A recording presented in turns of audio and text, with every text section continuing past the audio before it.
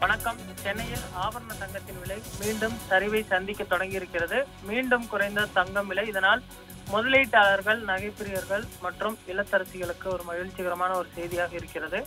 சென்னையில் 22 கேரட் ஆபரண தங்கத்தின் விலை சவரனுக்கு 320 குறைந்து ஒரு சவரன் தங்கம் 92,000 வந்திருக்கிறது. இதற்கு முன்பு 98,000 வரை விலை போன நிலையில் தற்பொழுது 92,000 விலை குறைந்திருப்பது குறிப்பிடத்தக்கது.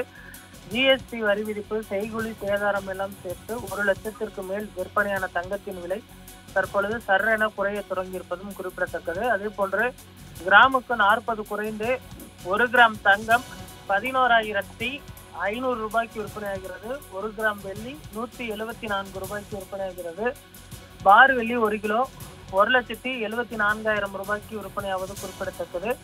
அடுத்து வரக்கூடிய ஒரு சில தினங்களில் மேலும் தங்கம் மற்றும் வெள்ளியின் விலை குறையும் என எதிர்பார்க்கப்படுகிறது. தங்கத்தின் விலை 85,000 வரை குறையும் எனவும், அதே போன்று வெள்ளியின் விலை மீண்டும் 150 ரூபாய் வரை குறையும் என எதிர்பார்க்கப்படுகிறது. சர்வதேச சந்தையில் நிலவக்கூடிய பொருளாதார மந்த நிலை மற்றும் தங்கத்தின் மீதான அந்த வீழ்ச்சி உள்ளிட்ட பல்வேறு காரணங்கள் தங்கம் விலை குறைவதற்கு காரணமாக சொல்லப்படுகிறது.